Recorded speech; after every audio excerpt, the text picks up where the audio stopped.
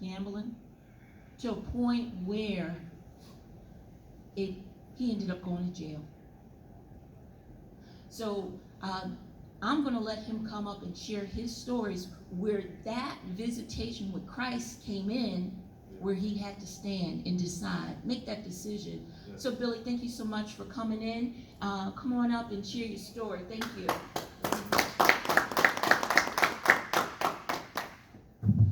Listening to Tim and you, I don't know if I'm qualified to speak here.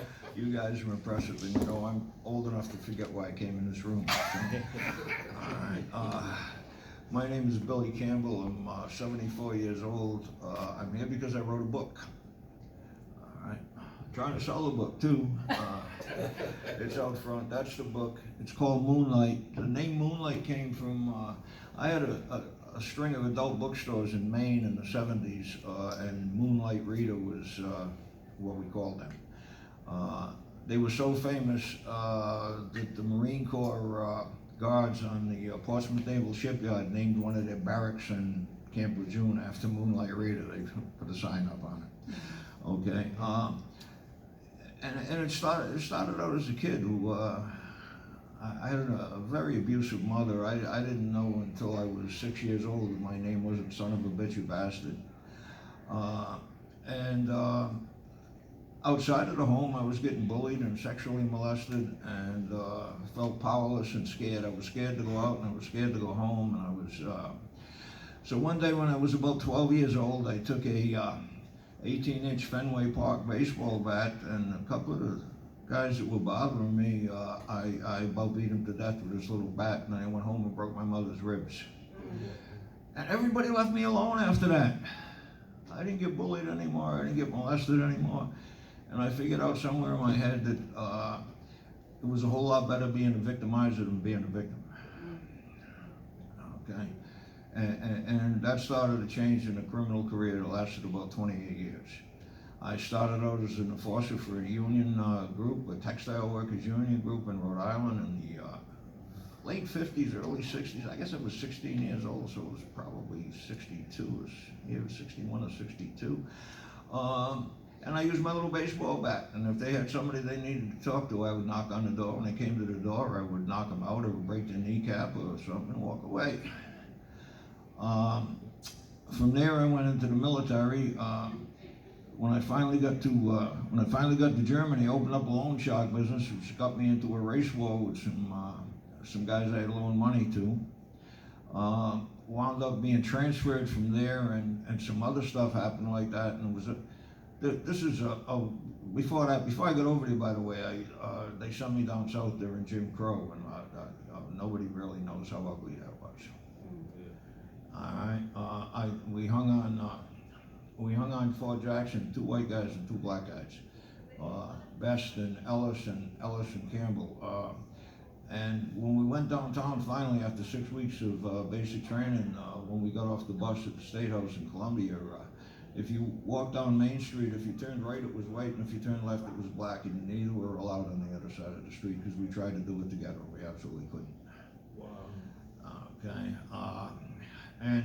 Georgia, Columbus, Georgia, wrestling matches. White drinking fountain, colored drinking fountain. White bathroom, colored bathroom. Whites on this side of the ring, and blacks on that side of the ring.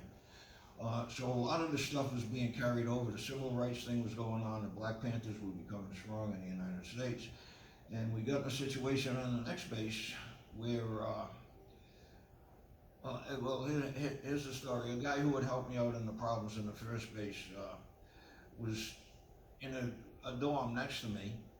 And I'm laying in the bed one night, and I hear a lot of commotion all over there, but I don't pay any attention. Next morning, I found out he got beat up.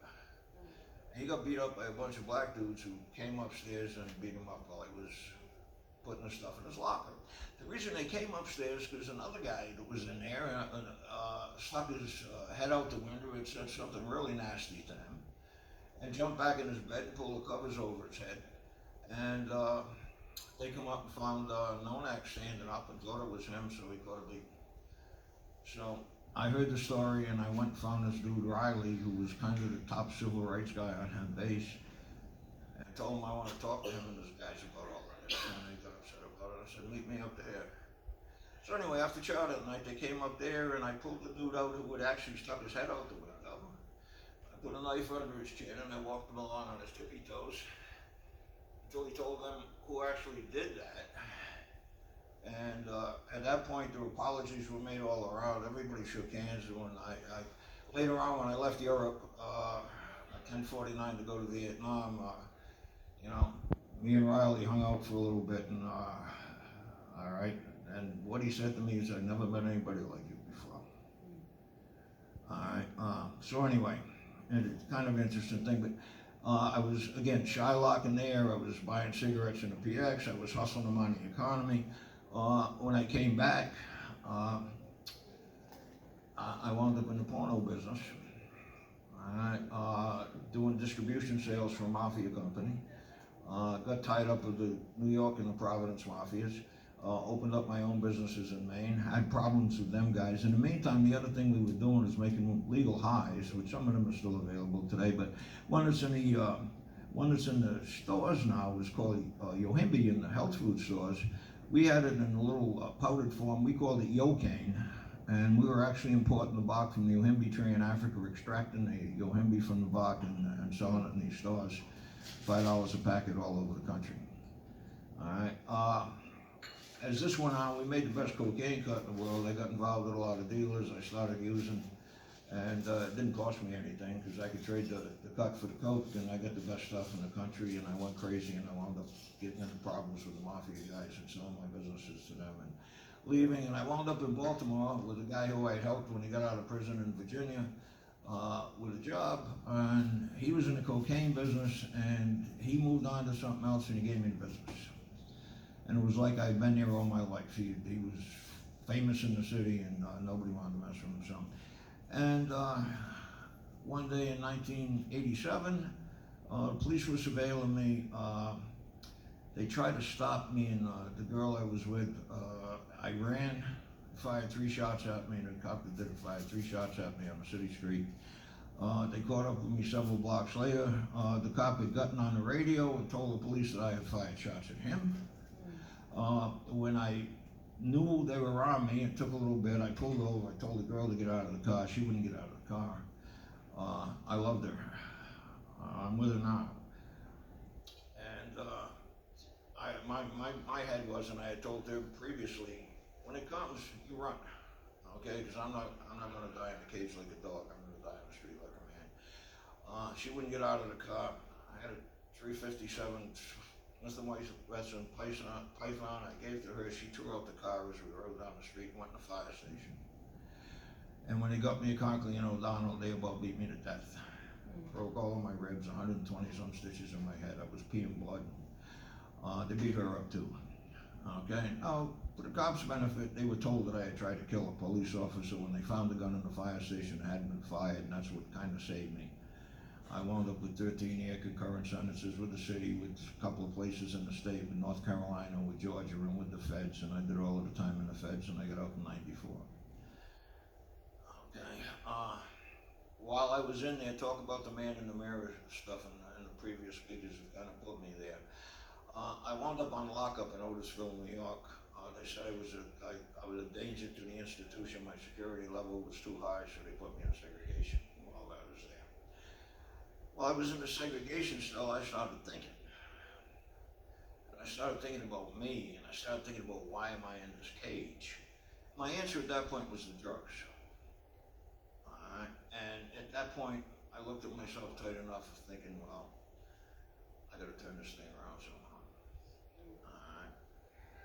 And it started. And look, I'm a kid that grew up. My heroes were Billy the Kid, Jesse James, Al Capone, Power. I mean, you know, nobody messed with those dudes. They didn't get molested. Their mothers didn't beat them. You can bet your life on that, right? Okay. And now I'm trying to turn myself around, and I'm living in a world where everybody else kind of thinks like I do.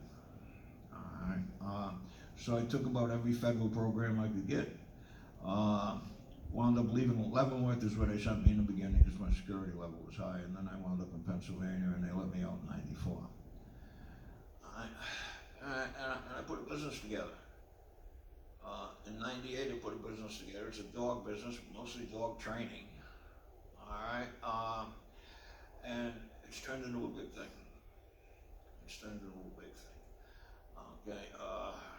don't really run it anymore. It's turned into that big a thing. I'm not capable.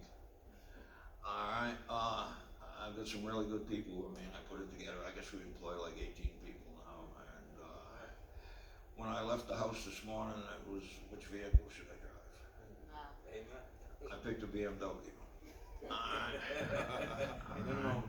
So, and look, what this is all about, okay? You know, I've had guns up my nose. I've been stabbed in the testicles. I lived through one of the toughest prisons in the world. I took a beating from the mafia over some stuff. All that stuff's in the book. All right. Why am I still living? Amen. I used enough drugs that I could have killed several elephants with the cocaine that I put in me, and anything else that could buy me, I did. Heroin, the Quaaludes, you know, it didn't matter. I took it. I drank constantly. Half a gallon of Kahlua a day. I used to keep it under the seat. All right. Why am I alive? Now, while I'm in prison, I got involved in a Bible study with Jehovah's Witnesses. No matter what you think of them, they got me kind of on track. And I believe what they believe. I don't believe in a Watchtower society. Okay. But the beliefs of Christian, and I still call them Jehovah, and I talk to them every day. And see, when I look in that mirror, I understand. I really know why he kept me alive. But he did. Okay, I'm not supposed to be alive. Was it the book? I thought maybe the book. Okay, but the book hasn't really caught on. And what I'd really like to do, the picture of the man in the mirror, I like to be going into these places and these pre-release centers and talk to some of these people and trying to give them some faith that they can come out and do something besides what they did before. Yeah. Amen. Okay. Almost everybody I met in the prison, didn't matter what color they were, what language they spoke, if they were big, small, thin or fat or whatever, okay, was a boy without a father. And so what Tim was talking about before, if every man in that fish fry had his hand on one of them kids, maybe there'd be a whole lot of things coming out different in this world. Yes, sir. That's right. Yes. All right. The toughest thing I ever did was get out of prison. Going in was easy. Going in was easy. All right. All my friends were there. All right, there's a guy out here vending that was a guard at the Baltimore City Jail while I was there. Okay, you get anything you wanted at the Baltimore City Jail in those days. Not quite the same, I guess the state took it over. All right, you know, coming out of prison, all right, whole nother world. You get into a world where you don't really understand what's going on anymore. Okay, and you're used to money and you're used to fine women and fine cars and fine. All right, and you don't have anything. I had some family though back me up. I had a guy named Moses Hamn, a counselor in the federal aftercare drug program that pulled me through a whole lot of situations when I wanted to hurt people, and he just pulled me back. Okay, getting out of prison is a really hard thing. So I haven't got any play doing this, but okay, that's what I was thinking. Maybe they kept me alive for. Maybe kept me alive to take care of them dogs, and that's okay too. All right, that's okay too. All right, but we need to reach out to people getting out. Okay, it's a revolving door. All right, every year, the United States of America releases an army of criminals back on the street. Okay, most of them are going right back where they came from, and on a 10-year basis, 80-some% recidivate. Okay, because they don't know where else to go, they don't know what else to do, they don't have any faith in themselves, they don't have any faith in the system, they don't have any faith in anything, they don't have any faith in God. Okay, all they know is they're going to go get what they feel is theirs. Alright, so I'm about trying to find a way to reach out to these people that are coming home, okay, that don't know where to go and what to do. Alright, and before that, reaching out to them kids, okay, that don't have a father, that live in a really screwed up home like I did. My father was absent, my mother was crazy. Alright, what are you doing in a situation? You become whatever it is you're going to become, or it kills you. Alright, you know, we still live in a country where you can do anything you want to do, okay, but you got to believe you can do it first. That's right. Amen. All right, you got to believe you can do it first, and if you don't believe you can do it, you can't. Yeah. All right, so for the kids that's what I wanna see in the mirror is somebody made a difference for some of them kids and some of them people coming home. Okay, and for any time you can stop one thing from happening, the ripple effect is so huge. Alright, if I reached one person with the book that did something different, then the ripple effect on their family and the families of the people they have hurt, and I know I did a lot of damage over the years. I did a lot of damage over the years. I can't do anything about it. I feel I'm forgiven, but sometimes I don't feel forgiven about it. Alright, I've done a lot of damage over the years, but anytime you can stop one person from making those moves that are gonna damage their family and the families of the people they're gonna hurt, okay, you've reached a whole lot of people and you've done a whole lot of things. Alright, I feel like I'm blessed to be in this room. I don't feel like I'm qualified to speak for the people I've heard speak already. Yes, he is. Alright, okay, and thank you all for listening to me, and anytime you can reach out to somebody that's got them kind of problems, go ahead and do it. And if anybody got anybody them kind of problems I can help you, holler out, I'll help. Thank you all for listening to me. Amen.